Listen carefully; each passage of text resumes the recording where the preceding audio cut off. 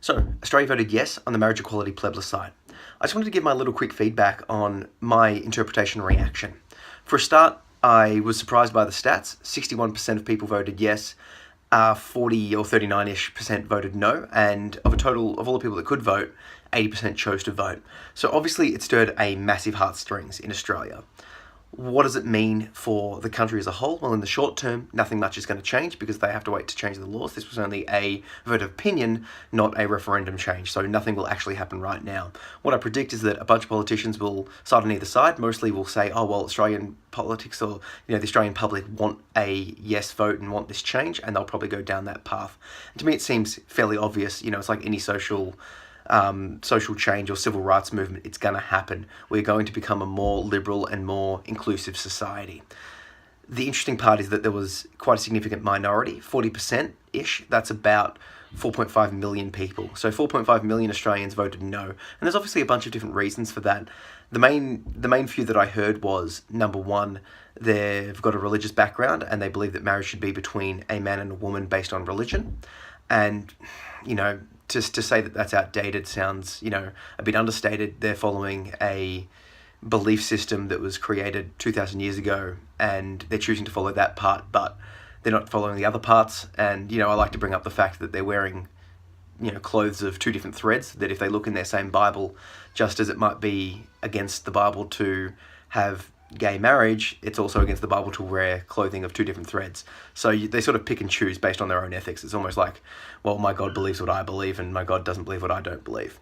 So the religious argument I seem to think is flawed unless you're following the whole book. And let's be honest, no one really does. The other side of things is that I've heard people saying, well, this is a non-issue in the sense that if you look at all of the bigger issues in the world, global warming and, geopolitical strife, we're spending all of this time and effort and money debating gay rights when that same effort could be put to greater causes. And my reaction to this is twofold. Well, look, it is a cause that has to be pushed through and fought for, unfortunately, in the sense that it sucks that it has to be this massive issue. It should just be a thing, and obviously Australia agrees.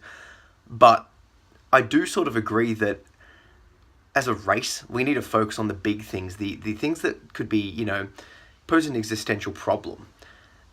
Whether or not there's, marriage equality, ultimately, won't keep the human species from going to war. It won't keep us from polluting our world out of existence. It won't stop global warming. So, although I'm tremendously happy that the vote went through and I support it and I promoted it and I pushed for it, I want to see people focusing on the things that could potentially cause humanity as a whole to suffer. So for me, that's global warming. That's nuclear war. These things are still issues. So I can sort of agree with that camp when they talk about, well, why are we focusing on this than this other thing? But for them to then vote no as a way to sort of, as a protest against focusing on something that they think is insignificant, I think stupid. If you think it's insignificant, vote yes, it's going to happen anyway, and then you can push the public to focus on more important things.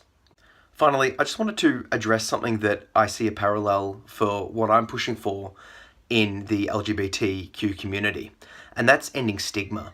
So I talk here a lot about mental health, mental illness, and stigma reduction, and I'm all for, talking about it, sharing it, and promoting it, because by talking about mental health and mental illness and all that sort of stuff, it opens up the conversation and everyone's able to talk about it.